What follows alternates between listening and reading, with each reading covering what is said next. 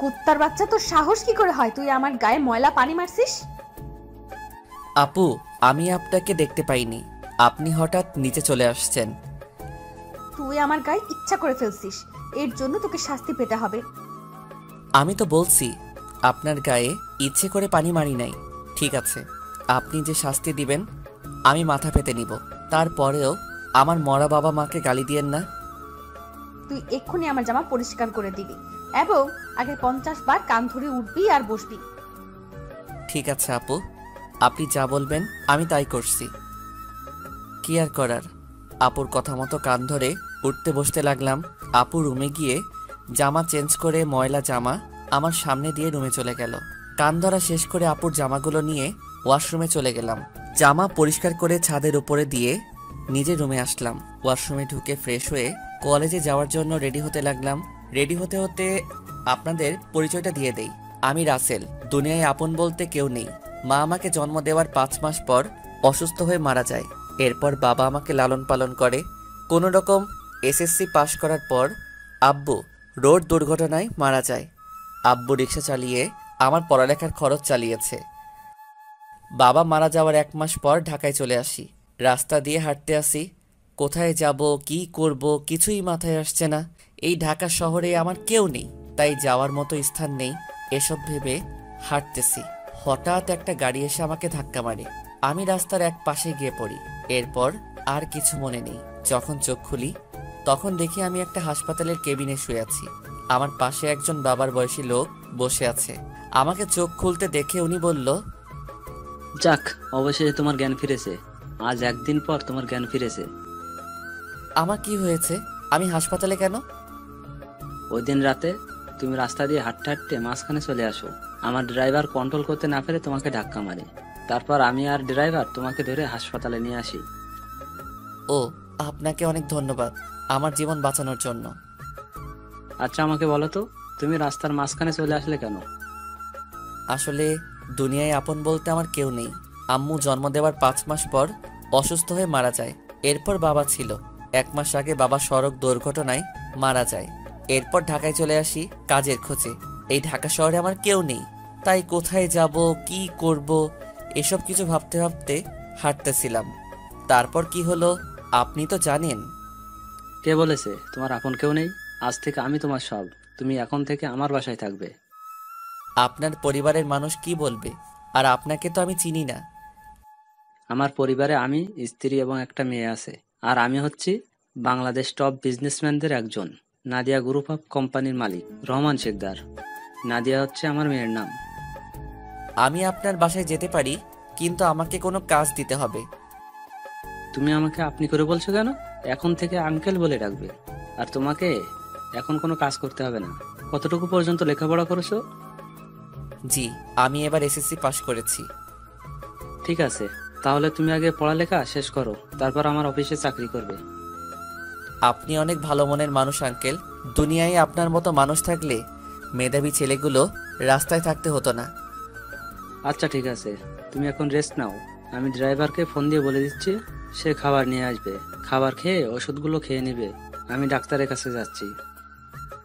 এ কথা বলে uncle cabin থেকে বেরিয়ে গেল। আজ 2 দিন পর আমাকে আঙ্কেলের বাসায় নিয়ে আসছে। আমাকে আন্টির সাথে পরিচয় করিয়ে দিল। আন্টির কথা শুনে বুঝতে পারলাম উনি আঙ্কেলের মতো অনেক ভালো মানুষ। বিকালে ওনার মেয়ে কলেজ থেকে আসার পর আমাকে তার সাথে পরিচয় করিয়ে দিছে। নাদিয়া আপুর কথা শুনে বুঝতে পারলাম উনিও অনেক ভালো মানুষ। আমাকে কত সহজে আপন করে নিছে।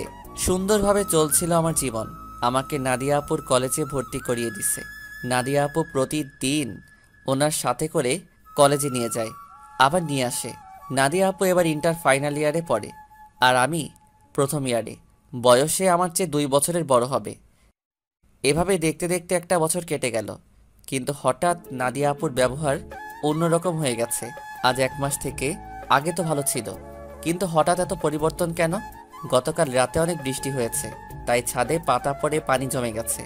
1 বালতির মতো পানি হবে। আমি পানিগুলো কুড়ে নিচে ফেলে দিলাম। হঠাৎ নিচের দিকে তাকিয়ে দেখি নাদিয়া আপু চোখ মুখ লাল করে দাঁড়িয়ে আছে। এরপর দ্রুত নিচে নেমে আসলাম। তারপর কি হলো আপনারা তো জানেন। আপনাদের সাথে কথা বলতে বলতে রেডি হয়ে নিচে চলে আসলাম। নিচে এসে দেখি আপু নাই, তাই আমি খালাকে জিজ্ঞেস করলাম, খালা, নাদিয়া আপু কোথায়? উনি কি নাস্তা করবে না? নাদিয়া ম্যাম তো নাস্তা করে গাড়ি নিয়ে কলেজে চলে গেছে। ও আচ্ছা, ঠিক আছে, তাহলে তুমি আমাকে নাস্তা দাও। আজকে আমার পাঠক পাঠিকা ভাই বোনদের সাথে কথা বলতে বলতে দেরি হয়ে গেছে। পাঠক পাঠিকা এরা আবার কারা? আরে খালা, যারা আমার গল্প নিয়মিত পড়ে তাদের বলছি। আমি তো এত কিছু বুঝি না, পড়ালেখা করি নাই, তাহলে বুঝবো কেমনে? তুমি বরং নাস্তা করে তাড়াতাড়ি কলেজে যাও। আমি আর কোনো কথা না বলে নাস্তা করে ব্যাগটা নিয়ে বাসার বাইরে চলে আসলাম। তারপর একটা রিক্সা নিয়ে কলেজে যেতে লাগলাম। এবার আপনারা হয়তো বলবেন, আপনার আঙ্কেল আন্টি কোথায়? আসলে আঙ্কেল আন্টি গ্রামে আঙ্কেলের বাসায় গেছে। আজকে প্রায় 15 দিন হয়েছে। কবে আসবে সেটা এখনো বলে নাই। এই 15 দিন নাদিয়া আপু আমাকে গাড়িতে করে কলেজে নিয়ে যায়নি। 15 দিন আগে শুধু গাড়িতে করে কলেজে নিয়ে যেত, কিন্তু আসার সময় নিয়ে আসতো না। আমি সেটা আঙ্কেল আন্টিকে বলি নাই, তাহলে আপুকে বকাঝকা করবে। আপু আমার সাথে খারাপ ব্যবহার করছে ঠিকই, কিন্তু কখনো গায়ে হাত তোলে নাই। আজকে আমার দোষের কারণে থাপ্পড় মেরেছে। আমার দরকার ছিল নিচে তাকিয়ে পানিগুলো ফেলার, তাহলে আর আপুর গায়ে পড়তো না। কথা বলতে বলতে কলেজে চলে আসলাম।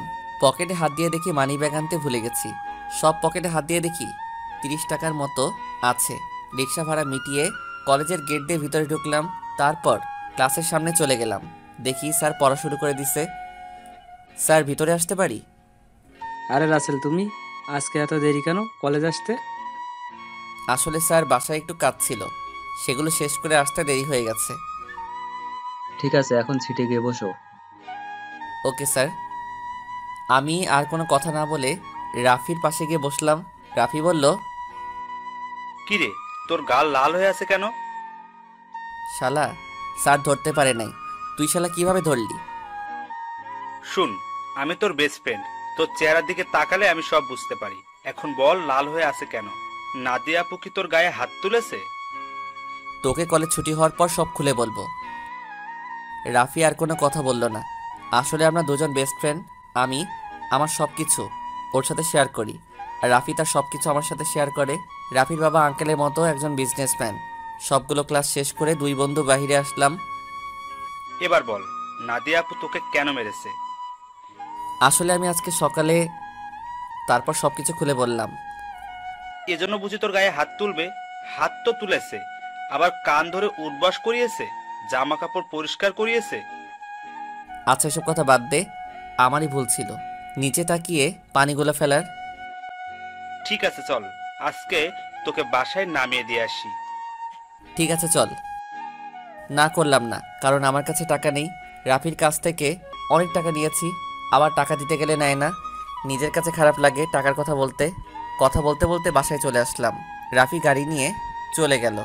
আসার সময় আপুকে কলেজে দেখলাম না, মনে হয় কোথাও গেছে। বাসার ভিতরে ঢুকে কলিং বেল চাপ দিলাম। খালা এসে দরজা খুলে দিল।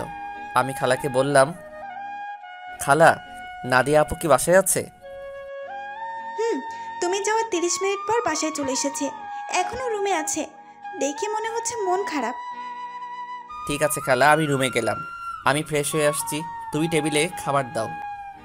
ঠিক আছে, যাও। আমি রুমে এসে ব্যাগটা টেবিলের উপর রেখে ওয়াশরুমে চলে গেলাম। ফ্রেশ হয়ে একটা জামা গায়ে দিয়ে নিচে চলে আসলাম। দেখি নাদিয়া আপু আসে নাই, তাই আমি আপুর রুমের সামনে দাঁড়িয়ে বললাম, আপু দরজাটা খোলো। কেন, কি হয়েছে? খাবার খেতে আসো। সেই সকালে রুমে ঢুকে বসে আছো, কি হয়েছে তোমার? আমার কিছু হয়নি, তুই এখন যা, আমাকে একা থাকতে দে। আপু প্লিজ দরজাটা খোলো, তোমার সাথে আমার কিছু কথা আছে। নাদিয়া আপু আর কোনো কথা না বলে দরজা খুলে দিয়ে বিছানায় গিয়ে বসলো। আমাকে বলল, বল, কি কথা বলবি? আপু তুই সকালের ওটা নিয়ে আমার উপর রেগে আছো। তোমার যদি শাস্তি দেওয়া কম হয় তাহলে তুমি আমাকে আরো শাস্তি দাও, আমি মাথা পেতে নিব। তারপরেও তুমি না খেয়ে থেকো না। নাদিয়া আপু আর কোনো কথা না বলে বিছানা থেকে উঠে এসে আমাকে জড়িয়ে ধরলো। তখন আপু বলল, তুই আমাকে ক্ষমা করে দে রাসেল, আমি তোর উপর রাগ করে নেই। আমি একটা ছেলেকে ভালোবাসি, কিন্তু ছেলেটা অন্য একটা মেয়েকে ভালোবাসে, তাই ওর উপরে রাগ করে তোর সাথে খারাপ ব্যবহার করছি। তুই আমাকে মাফ করে দে। আজকে তোর গায়ে হাত তুলে নিজের কাছে অনেক খারাপ লাগছে, তাই ক্লাস না করে বাসায় চলে আসি। আপু আমি কিছু মনে করি নাই। আমি জানি তোমার হয়তো কিছু হয়েছে, তাই তুমি আমার সাথে এরকম করছো। তুমি একটাবার ওই ছেলেটাকে দেখিয়ে দিও, আমি ওকে আবার তোমার কাছে নিয়ে আসবো। না রে, আর ও আমাকে ভালোবাসে না। ও আমার সাথে প্রেমের অভিনয় করছে, আমি সেটা বুঝতে পারি নাই। মন খারাপ করো না, দেখবে আস্তে আস্তে সব ঠিক হয়ে যাবে। তুমি ফ্রেশ হয়ে আসো, দুজনে একসাথে খাবার খাবো। ঠিক আছে, তুই বস, আমি ফ্রেশ হয়ে আসছি। নাদিয়া আপু ফ্রেশ হতে চলে গেল। আমি বিছানায় বসে আপুর মোবাইল টিপতে লাগলাম। গ্যালারিতে ঢুকে দেখি একটা ছেলের অনেকগুলো ছবি। তার মানে এই ছেলের সাথে প্রেম করতো। ছেলেটা দেখতে অনেক সুন্দর। আমি ওই ছেলের কাছে কিছুই না। অবাক করার বিষয় হলো ওই ছেলের সাথে আপুর একটা ছবিও দেখলাম না। আমি মোবাইলটা বিছানায় রেখে দিলাম। কিছুক্ষণ পর আপু ওয়াশরুম থেকে বেরিয়ে আসলো। আমি তার দিকে তাকিয়ে মাথা নিচু করে ফেললাম। আপু মনে হয় বিষয়টা বুঝতে পেরেছে, তাই আপু বলল, আসলে আমার মনে ছিল না তুই যে আমার রুমে। আমি ওয়াশরুমে ঢুকে জামা কাপড় গায়ে দিচ্ছি। ওয়াশরুমে যেতে হবে না, আমি নিচে যাচ্ছি, তুমি জামা কাপড় গায়ে দিয়ে আসো। এ কথা বলে আমি আপুর রুম থেকে বেরিয়ে নিচে চলে আসলাম। কিছুক্ষণ পর আপু জামা গায়ে দিয়ে নিচে চলে আসলো। একটা কথা আপনাদেরকে বলে দেই, আমি নাদিয়াকে নিজের বড় আপুর মতো জানি। দুজনে একসাথে খাবার খেতে লাগলাম। খাবার খেয়ে যে যার রুমে চলে আসলাম। বিছানায় শুয়ে মোবাইল হাতে নিয়ে রাফিকে ফোন দিয়ে সব কিছু খুলে বললাম। তারপর আরও কিছুক্ষণ কথা বলে ঘুমিয়ে গেলাম। সকালে হঠাৎ কে যেন আমার গায়ে পানি মেরে ভিজিয়ে দিল। আমি এক লাফে উঠে গেলাম। সামনে তাকিয়ে দেখি নাদিয়া আপু হাতে বালতি নিয়ে দাঁড়িয়ে দাঁড়িয়ে হাসতে আসছে। তার মানে এটা আপুর কাজ। তখন আমি আপুকে বললাম, আপু তুমি এটা কি করলে? আমার গায়ে পানি দিলে কেন? তোকে সেই সকাল থেকে ডাকছি, তোর ওঠার খবর নেই, তাই বাধ্য হয়ে তোর গায়ে পানি মারছি। তাই বলে তুমি পানি মারবে? দেখো পুরো শরীর ভিজে গেছে। ভালো হয়েছে, এখন কথা না বলে গোসল করে রেডি হয়ে নিচে আয়। ঠিক আছে, কিন্তু আজকে হঠাৎ আমাকে ডাকতে আসলে কেন? হঠাৎ কোথায়, 1 মাস তোকে ডাকি নাই। এর আগে তো প্রতিদিন সকালে তোকে ডেকে তুলছি। আর কি কারণে তোকে 1 মাস ডাকি নাই সেটা তুই ভালো করে জানিস। ঠিক আছে তুমি যাও, আমি ফ্রেশ হয়ে আসছি। তাড়াতাড়ি আয়। বলে নাদিয়া আপু রুম থেকে বেরিয়ে গেল। আমি দাঁড়িয়ে না থেকে ওয়াশরুমে ঢুকে গোসল করে রেডি হয়ে কলেজের ব্যাগটা কাঁধে নিয়ে নিচে চলে আসলাম। কিছুক্ষণ পর আপু আসলো। দুজনে একসাথে নাস্তা করে গাড়ি নিয়ে কথা বলতে বলতে কলেজে চলে আসলাম। আপু গাড়ি পার্কিং করে বলল, তোর ক্লাস শেষ হলে আমার জন্য অপেক্ষা করবি, দুজনে একসাথে বাসায় যাব। ওকে ঠিক আছে। আপু আর কোনো কথা না বলে তার ক্লাসে চলে গেল। হঠাৎ পিছন থেকে রাফি বলল, কিরে, কেমন আছিস? এই তো ভালো আছি, তুই কেমন আছিস? আমিও ভালো আছি। আজকে তাহলে আপু তোকে কলেজে নিয়ে আসলো? হুম, আপু এখন আগের মতো হয়ে গেছে। এতদিন একটা ছেলের কারণে আমার সাথে খারাপ ব্যবহার করছে। ওই শালাকে যদি সামনে পাইতাম তাহলে অবস্থা খারাপ করে দিতাম। ওসব কথা বাদ দে, এখন ক্লাসে চল। ঠিক আছে, চল। আমি আর রাফি ক্লাসে চলে আসলাম। কিছুক্ষণ পর স্যার ক্লাসে আসলো। সবগুলো ক্লাস শেষ করে আমি আর রাফি বাহিরে চলে আসলাম। রাফি তাহলে তুই বাসায় যা, আমি আপুর জন্য অপেক্ষা করছি। দুজনে একসাথে বাসায় যাব। ওকে, ঠিক আছে। রাফি আমার থেকে বিদায় নিয়ে চলে গেল। আমি আপুর জন্য অপেক্ষা করতে লাগলাম। কিছুক্ষণ পর দেখি আপু তার বান্ধবীদের সাথে ক্লাস থেকে বেরিয়ে আসতেছে। আমাকে দেখে তার বান্ধবীদের বিদায় আমার সামনে আসলো। কিরে, কোন সময় তোর ক্লাস শেষ হয়েছে? এই তো 30 মিনিট আগে। ও, আমার একটা এক্সট্রা ক্লাস ছিল, তাই আসতে একটু দেরি হয়ে গেছে। কোনো সমস্যা নেই, তুমি গাড়ি নিয়ে আসো। তুই দাঁড়া, আমি গাড়ি নিয়ে আসছি। আপু গাড়ি নিয়ে আমার সামনে আসলো। তারপর আপুর সাথে সামনের সিটে বসলাম। দুজনে কথা বলতে বলতে বাসায় চলে আসলাম। আপু তার রুমে চলে গেল, আমি আমার রুমে চলে আসলাম। ফ্রেশ হয়ে নিচে এসে আপু আর আমি একসাথে খাবার খেয়ে রুমে চলে আসলাম। দেখতে দেখতে 1 মাস চলে গেল। এখন আপুর সাথে আগের থেকে অনেক ফ্রি হয়ে গেছি। এখন আপু আমার সব সময় খেয়াল রাখে। কলেজে কোনো মেয়ের সাথে কথা বলতে দেয় না, আমাকে শাসনের উপর রাখে। আপুর এসব আমার অনেক ভালো লাগে। আমি আপুকে কিছু বলি না। এখন ওই ছেলের কথা আপু একদম মাথা থেকে ঝেড়ে ফেলে দিচ্ছে। আমার সাথে সব সময় দুষ্টুমি করে, বড় বোন হিসেবে ছোট ভাইয়ের সাথে করতে পারে। আমি আপুকে সবসময় নিজের বড় বোনের চোখে দেখি। আঙ্কেল আন্টি তারা বাসায় চলে এসেছে। আঙ্কেল এখন আগের মতো অফিস দেখাশোনা করে। আমাদের কলেজ আজকে 1 মাসের জন্য ছুটি দিয়েছে, কারণ কলেজে নতুন করে রং লাগাবে, তাই 1 মাস কলেজ বন্ধ থাকবে। রাতে সবাই একসাথে খাবার খাচ্ছি, তখন আঙ্কেল বলল, শুনেছি তোদের কলেজ নাকি 1 মাসের জন্য বন্ধ থাকবে। আব্বু কলেজে কিছু কাজ করবে তাই বন্ধ দিয়েছে। তাহলে তুই আর রাসেল তোর নানা বাড়ি থেকে কিছুদিন ঘুরে আয়। সবসময় তো দুইজনই বাসায় থাকিস, কোথাও যাস না। আমি না হয় যাব, কিন্তু রাসেল কি আমার সাথে যাবে? রাসেল যাবে না কেন? আসলে আন্টি, আমার বাসা থেকে বাইরে কোথাও ঘুরতে যেতে ভালো লাগে না। এটা তো আর অন্য কোথাও না, আমার শ্বশুর বাড়ি যেতে বলছি। রাসেল আমার সাথে না গেলে আমিও কোথাও যাব না। ঠিক আছে আপু, আমি তোমার সাথে যাব। এবার খুশি? অনেক খুশি। তাহলে কালকে সকালে তোরা দুজনে রওনা দে। এখন রুমে গিয়ে জামা কাপড় গুছিয়ে রাখ। আর তোরা কি গাড়ি নিয়ে যাবি? না আব্বু, আমরা বাসে করে যাব। ঠিক আছে, তোরা যেটা ভালো বুঝিস। কেউ আর কোনো কথা না বলে খাবার খেতে লাগলো। আমি খাবারকে রুমে চলে আসলাম। রুমে এসে জামা কাপড় গুছিয়ে রাখলাম। তারপর বিছানায় শুয়ে মোবাইল টিপতে টিপতে ঘুমিয়ে পড়লাম। পরের দিন সকালে আপু এসে আমাকে ডেকে তুললো। আমাকে রেডি হতে বলে তার রুমে চলে গেল। আমি ওয়াশরুমে ঢুকে ফ্রেশ হয়ে রেডি হয়ে জামা কাপড় আর ব্যাগটা নিয়ে নিচে চলে আসলাম। নাস্তার টেবিলে দেখি আঙ্কেল আন্টি বসে আছে। আমি একটা চেয়ার টেনে বসলাম। হঠাৎ সিঁড়ির উপরে চোখ পড়তেই আমি চমকে উঠলাম। আজকে আপুকে অনেক সুন্দর লাগছে। নীল রঙের একটা জামা গায়ে দিছে। আপুকে নীল রঙের জামায় অনেক সুন্দর লাগছে। আপু আমার সামনে এসে বলল, কি রে, তুই এভাবে হ্যাবলার মতো আমার দিকে তাকিয়ে আছিস কেন? এই আপু, আমাকে হ্যাবলা বলবে না। আমি কিন্তু তোমার থেকে অনেক সুন্দর আছি। আর আজকে তোমাকে নীল রঙের জামায় অনেক সুন্দর লাগছে। বাবা, যে না চেহারা, আবার বলে আমার থেকে ওর চেহারা সুন্দর। যা, একটু তোমার রূপের প্রশংসা করলাম, এখন থেকে আর করব না। তোমাকে পুরো পেতনির মতো লাগছে। কি বললি? আমাকে পেতনির মতো লাগছে?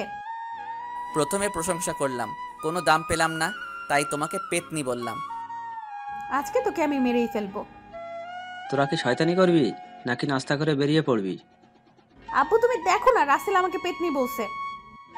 ও তো ছোট, তাই তোর সাথে দুষ্টামি করছে। এখন কথা না বলে নাস্তা করে বেরিয়ে পড়। নাদিয়া আপু আমার দিকে তাকিয়ে একটা ভেঙচি মেরে একটা চেয়ার টেনে বসে পড়ল। সবাই নাস্তা করতে লাগলাম। নাস্তা খাওয়া শেষ করে আঙ্কেল আন্টির কাছে বলে বাসা থেকে বেরিয়ে আসলাম। তারপর গাড়িতে করে বাস কাউন্টারে চলে আসলাম। ড্রাইভার আমাদের বাস কাউন্টারে নামিয়ে দিয়ে চলে গেল। আসার সময় আঙ্কেল আমার পকেটে কিছু টাকা ঢুকিয়ে দিল। তাই বাস কাউন্টারে গিয়ে টিকিটের জন্য টাকা বের করতে গিয়ে দেখি 15 থেকে 20 হাজারের মতো হবে। আমি 2টা টিকিট নিলাম। তারপর টিকিট নিয়ে দুজনে বাসে উঠলাম। দুজনের একসাথে সিট। বাস 20 মিনিট পর ছেড়ে দিল। এই দেখছেন আমি কেমন মানুষ। নাদিয়া আপুর নানার বাড়ির কথা বলতে ভুলে গেছি। আপুর নানার বাড়ি যশোরে। আমি কখনো যাইনি, কিন্তু আপুকে একবার যেতে দেখেছি, তাই আপু সব চিনে। শোন, নানার বাড়িতে গিয়ে কোনো মেয়ের সাথে কথা বলতে পারবি না, আর রিয়ার থেকে দূরে দূরে থাকবি। আমি কি আর কখনো তোমার নানার বাড়ি গেছি? আমি তো কাউকে চিনি না। আর এই রিয়াটাকে? রিয়া হচ্ছে আমার মামাতো বোন, ও তোর সেম ক্লাসে পড়ে। ঠিক আছে, কিন্তু ও যদি আমার সাথে কথা বলতে আসে তখন কি করব? তুই বলবি না। আমি যদি না কথা বলি তাহলে বলবে আমি বোবা, আর না হয় বলবে আমি বেশি ভাব দেখাই। কথা বলবি, কিন্তু বেশি কথা বলতে পারবি না। ঠিক আছে। আমি মনে মনে বললাম, আগে তো রিয়া মেয়েটাকে একবার দেখি, পছন্দ হলে তার সাথে প্রেম করব। এই নাদিয়া আপুর জন্য আজ পর্যন্ত কোনো মেয়ের সাথে প্রেম করতে পারলাম না। তো যাই হোক, দুজনে কানে হেডফোন লাগিয়ে গান শুনতে লাগলাম। বাস এসে একটা রেস্টুরেন্টে থামলো। তখন আমি নাদিয়া আপুর দিকে তাকিয়ে দেখি ঘুমিয়ে আছে। আমি আপুকে ডাক দিলাম। আপু চোখ খুলে বলল, কিরে, ডাকছিস কেন? আপু বাস একটা রেস্টুরেন্টে থামছে, চলো দুজনে খাবার খেয়ে নেই। ঠিক আছে চল। নাদিয়া আপু আর আমি বাস থেকে নেমে রেস্টুরেন্টের ভিতরে ঢুকে গেলাম। আপু ওয়াশরুমে ঢুকে ফ্রেশ হয়ে আসলো। আমি অন্য একটা ওয়াশরুমে ঢুকে ফ্রেশ হয়ে আসলাম। দুজনে গিয়ে একটা টেবিলে গিয়ে বসলাম। আপু ওনার মতো করে অর্ডার করলো, আমি আমার মতো অর্ডার করলাম। কিছুক্ষণ পর ওয়েটার খাবার নিয়ে আসলো। দুজনে খাবার খেতে লাগলাম। খাবার খেয়ে দুজনে আবার বাসের ভিতরে চলে আসলাম। আবার আগের মতো বসে পড়লাম। বাস কিছুক্ষণ পর ছেড়ে দিল।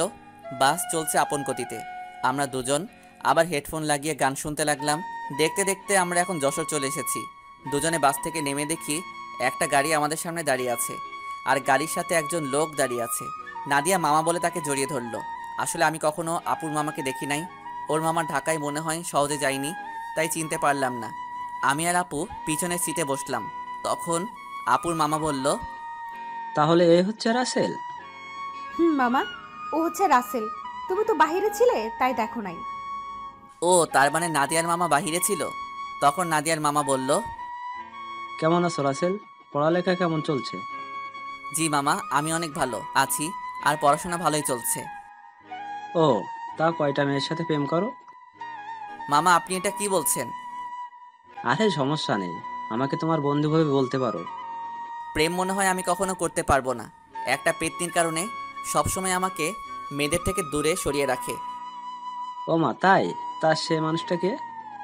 আমি আপুর দিকে তাকিয়ে দেখি আমার দিকে চোখ লাল করে তাকিয়ে আছে। ভয়ে আমার গলা শুকিয়ে গেল, তাই কথা ঘুরিয়ে বললাম, আসলে আমার কলেজের এক ছেলে বন্ধু। সে বলেছে আমাদের দুজনের মধ্যে কেউ কখনো প্রেম করব না, কোনো মেয়ের সাথে বন্ধুত্ব করব। এ কারণে আজ পর্যন্ত একটা প্রেম করতে পারলাম না। আমার কথা শুনে মামা হাসতে হাসতে শেষ। আপুর দিকে তাকিয়ে দেখি এবার মুচকি মুচকি হাসছে। যাক বাবা, এবার তাহলে বেঁচে গেছি। তা না হলে খাচ্চুন্নি আজকে আমার অবস্থা খারাপ করে ছাড়তো। কথা বলতে বলতে মামা একটা বাসার ভিতরে গাড়ি ঢুকিয়ে দিল। আমি আর আপু গাড়ি থেকে নামলাম। আপু দৌড়ে ভিতরে চলে গেল। আমি এক জায়গায় দাঁড়িয়ে আছি। মামা গাড়ি পার্কিং করে আমার সামনে এসে বলল, কি ব্যাপার রাসেল, তুমি এখানে দাঁড়িয়ে আছো কেন? ভেতরে যাও। আমি কেমন করে যাব? আমি তো কাউকে চিনি না। আপু তো আমাকে না নিয়ে দৌড় দিয়ে ভিতরে চলে গেল। ও, এ ব্যাপার। ঠিক আছে, তুমি আমার সাথে আসো। এটা হচ্ছে আমাদের বাড়ি। আপনাদের বাড়িটা অনেক সুন্দর। এই বাড়িটা আব্বু বানিয়েছে প্রায় 5 কোটি টাকা খরচ করে। বাইরে থেকে যদি এত সুন্দর হয়, না জানি ভিতরে দেখতে কেমন। ভিতরে আসো, তারপর দেখো কেমন লাগে। দুজনে কথা বলতে বলতে ভিতরে গেলাম। ভিতরে ঢুকে আমি তো আরো অবাক হয়ে গেলাম। পুরো বাড়িটা রাজপ্রাসাদের মতো। বাইরে থেকে ভেতর কেমন লাগছে? অনেক সুন্দর মামা। গ্রামের ভেতরে আমাদের বাড়িটা 1 নম্বরে আছে। এমন বাড়ি আর কোথাও নাই। হুম। ঠিক আছে, তুমি উপরে গিয়ে ডান হাতের পাশের রুমে চলে যাও। যতদিন এই বাড়িতে থাকবে ততদিন ওই রুমেই থাকবে। ওকে, ঠিক আছে মামা। এই বলে আমি সিঁড়ি বেয়ে উপরে উঠলাম। তারপর হাতের ডান পাশের রুমে ঢুকে গেলাম। ভিতরে ঢুকে দেখি রুমটা অনেক সুন্দর। আমি কাঁধের ব্যাগটা বিছানায় রেখে জামা কাপড় বের করে ওয়াশরুমে ঢুকে গেলাম। গোসল করে একটা জামা গায়ে দিয়ে রুম থেকে বেরিয়ে আসতেই কারোর সাথে ধাক্কা খেয়ে নিচে পড়ে গেলাম। নিচে তাকিয়ে দেখি আমি একটা মেয়ের গায়ের উপর পড়ে আছি। মেয়েটা দেখতে খুবই সুন্দর, যে কোনো ছেলে দেখলে প্রেমে পড়ে যাবে। তো যাই হোক, আমি তাড়াতাড়ি মেয়েটার উপর থেকে উঠে গেলাম। হাত বাড়িয়ে মেয়েটাকে দাঁড় করালাম। তখন আমি বললাম, সরি, বিশ্বাস করুন আমি আপনাকে দেখতে পাইনি। সমস্যা নেই, কিন্তু আপনাকে তো ঠিক চিনতে পারলাম না। আপনি কে, আর আমাদের বাড়িতে কি করে? আমি রাসেল, নাদিয়া আপুর সাথে এসেছি। আমি নাদিয়া আপুদের বাসায় থাকি। ও, তার মানে আপনি রাসেল। ফুফা ফুফির কাছে আপনার কথা শুনেছি। আমি রিয়া, নাদিয়া আপুর মামাতো বোন। ও, তার মানে আপু আসার সময় আপনার কথা বলছে? নাদিয়া আপু আপনাকে আমার ব্যাপারে কি বলছে? তেমন কিছু না, বলছে আপনি নাকি আমার সেম ইয়ারে পড়েন। বাকিটা বললাম না, শুনলে রিয়া কষ্ট পাবে, তাই ওই কথা বললাম না। তখন রিয়া বলল, ও, তার মানে আপনি আমার সেম ইয়ারে পড়েন। তাহলে আমরা আপনি করে বলছি কেন? আমরা তোর নাম এবং তুই করে বলতে পারি। ঠিক আছে, এখন থেকে তুই করে বলবো। এখন চলো নিচে যাই। আসার পর তোর আম্মুর সাথে কথা বলি নাই এবং তোর দাদা দাদির সাথে দেখা করি নাই। ঠিক আছে, চল। আমি আর রিয়া দুজনে নিচে চলে আসলাম। আপুর দিকে তাকিয়ে দেখি আমার দিকে চোখ লাল করে তাকিয়ে আছে, মনে হয় আমাকে গিলে খাবে। আসসালামু আলাইকুম মামি, কেমন আছো তুমি? আমি ভালো আছি, তুমি কেমন আছো? আমাদের বাসায় তো কখনো আসো নাই, তোমাকে অনেকবার বলছি আসার জন্য। আমি ভালো আছি মামি। আসলে মামি, আমার বাসা থেকে কোথাও যেতে ভালো লাগে না। আপু আমাকে নিয়ে এসেছে। নাদিয়া যদি না বলতো তাহলে বুঝি আসতে না? আসলে তেমন কিছু না মামি। আচ্ছা, এসব কথা বাদ দাও তো। এখন বলো, নানা নানি কোথায়? তাদের তো দেখছি না। আসলে আব্বু আম্মুকে নিয়ে তার ভাইয়ের বাসায় বেড়াতে গেছে। বুড়ো বয়সে ঘুরতে গেছে তারা? বুড়ো হলে বুঝি যেতে পারে না? আমি সেটা বলি নাই, মানে তাদের ভালোবাসা বুড়ো বয়সে এখনো আছে। এত কথা না বলে খাবার খা। খাবার খেয়ে তুই আমার রুমে আসবি, তোর সাথে আমার কথা আছে। ঠিক আছে আপু। আর কোনো কথা না, খাবার খেয়ে নিচের রুমে চলে আসলাম। কিছুক্ষণ রেস্ট নিয়ে আপুর রুমের সামনে গিয়ে বললাম, আপু ভিতরে আসবো? আয় বস। আমি ভিতরে ঢুকে দেখি আপুর চোখ দিয়ে পানি পড়ছে। তখন আমি আপুকে বললাম, আপু তোমার কি হয়েছে? তোমার চোখ দেখে বোঝা যাচ্ছে তুমি মনে হয় কান্না করছো। তোকে আসার সময় কি বলছি তোর মনে নেই? তুই রিয়ার সাথে কথা বলছিস কেন? বারে, কথা বললে সমস্যা কোথায়? তোমাকে বলছি না আমি বেশি কথা বলবো না। ঠিক আছে, তুই এখন আমার রুম থেকে কোথাও যাবি না, আমার রুমে বসে থাকবি।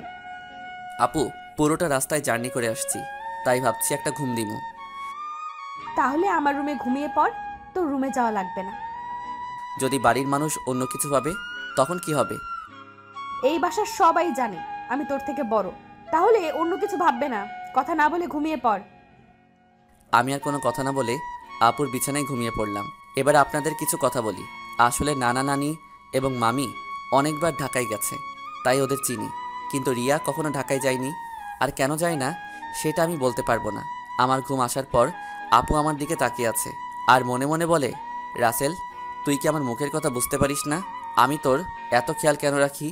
তোকে কোনো মেয়ের সাথে কথা বলতে দেইনি কেন? কারণ আমি তোকে অনেক ভালোবাসি। তোকে যদি আমার জীবনে না পাই তাহলে আমার এই জীবন শেষ করে দিব। আমি তোকে অন্য মেয়ের সাথে সহ্য করতে পারবো না। এই কথা বলে আপু আমার কপালে এবং গালে 4-5টা চুমু খেলো। তারপর রুম থেকে বেরিয়ে রিয়ার রুমে গেল। রিয়া বিছানায় শুয়ে কি যেন ভাবছে। তখন আপু রিয়ার পাশে বসে বলল, কি রে রিয়া, তোকে দেখে বোঝা যাচ্ছে তুই কিছু একটা নিয়ে চিন্তিত আছিস। আসলে আপু তেমন কিছু না। এখন বলো হঠাৎ আমার রুমে? কেন, তোর রুমে কি আসা যাবে না? আরে আমি ওইভাবে বলিনি। আচ্ছা ওটা বাদ দাও। তোমাকে একটা কথা বলি, রাসেল কি কোনো মেয়ের সাথে প্রেম করে? কেন, আমার জানা মতে রাসেল কোনো মেয়ের সাথে প্রেম করে না। তা এটা কেন জিজ্ঞেস করলি? না আপু, এমনি জিজ্ঞাসা করলাম। তা আপু তোমার লেখাপড়া কেমন চলছে? আমার তো ভালোই চলছে, তোর কেমন চলছে? আমারও ভালোই চলছে।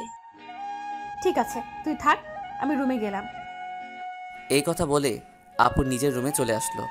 আর এদিকে রিয়া ভাবছে, তাহলে আমার লাইন ক্লিয়ার, আমি রাসেলকে আমার করে নিব। আমি ওকে প্রথম দেখাই ভালোবেসে ফেলেছি। আমাকে যে করেই হোক রাসেলের মন জয় করতে হবে। কিন্তু আমি ওর মন জয় করব কেমন করে? তখন রিয়া ভাবতে লাগলো। হঠাৎ তার মাথায় একটা বুদ্ধি আসে, আমাকে তার সাথে প্রতিদিন কলেজে নিয়ে যাবে। তারপর আস্তে আস্তে রাসেলকে রিয়ার প্রতি দুর্বল করবে। বিকালে ঘুম থেকে উঠে দেখি আপু আমার পাশে শুয়ে আছে, যেন একটা পিচ্চি মেয়ে আমার পাশে শুয়ে আছে। আমি আপুর দিকে তাকিয়ে বিছানা থেকে নামতেই আপুর ঘুমটা ভেঙে গেল। কি ব্যাপার আপু, তুমি উঠলে কেন? ঘুম ভেঙে গেছে তাই উঠে গেলাম। তুই ফ্রেশ হয়ে আয়, দুজনে মিলে গ্রামটা ঘুরে দেখব। ঠিক আছে, আমি রুমে গিয়ে ফ্রেশ হয়ে আসছি। এই বলে আপুর রুম থেকে বেরিয়ে নিজের রুমে চলে আসলাম। ওয়াশরুমে ঢুকে ফ্রেশ হয়ে একটা জামা গায়ে দিয়ে নিচে নেমে আসলাম। নিচে এসে দেখি রিয়া সোফায় বসে টিভি দেখছে। আমাকে দেখে সামনে এসে বলল, কি রে, তুই কি কোথাও যাবি? আপু, আর আমি তোদের গ্রামটা ঘুরে দেখব। আপু ফ্রেশ হয়ে আসছে। ঠিক আছে, তোরা আমার জন্য কিছুক্ষণ অপেক্ষা কর, আমিও তোদের সাথে যাব। এই বলে রিয়া দৌড় দিয়ে তার রুমে চলে গেল। কিছুক্ষণ পর আপু বেরিয়ে আসলো। আপুকে দেখতে অনেক সুন্দর লাগছে। আপু আমার সামনে এসে বলল, রাসেল আমি রেডি, এবার চল। একটু দাঁড়াও, রিয়া বলেছে সেও আমাদের সাথে যাবে, আমাদের অপেক্ষা করতে বলছে।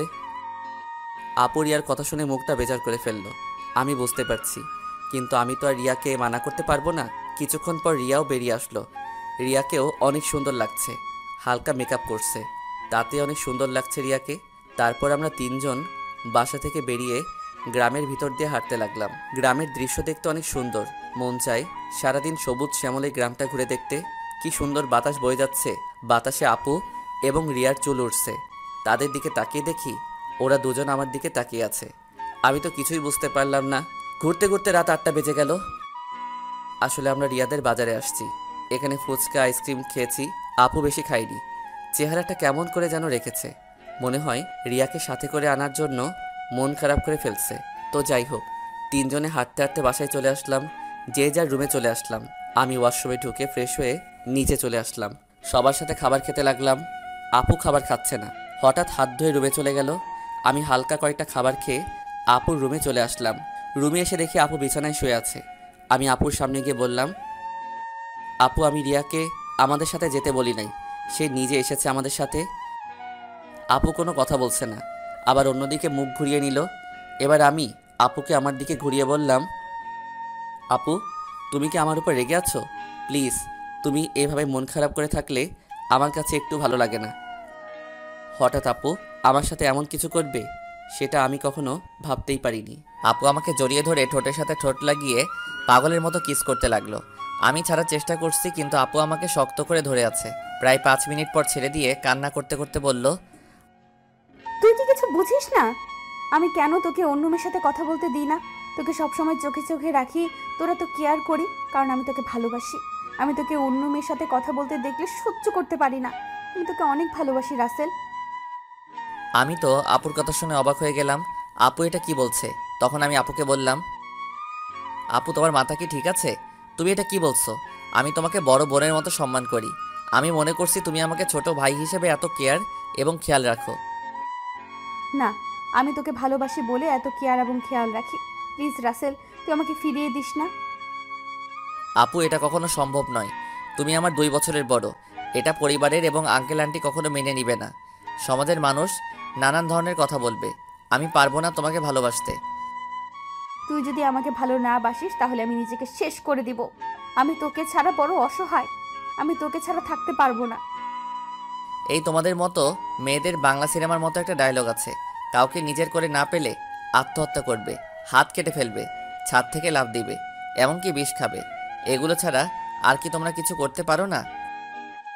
যাকে ভালোবাসি তাকে যদি নিজের করে না পাই, তাই মেয়েরা এসব করতে বাধ্য হয়। আমি তোকে সত্যিই অনেক ভালোবাসি। আপু আমি তোমাকে বোনের মতো জানি। আমি তোমাকে কখনো ভালোবাসতে পারবো না।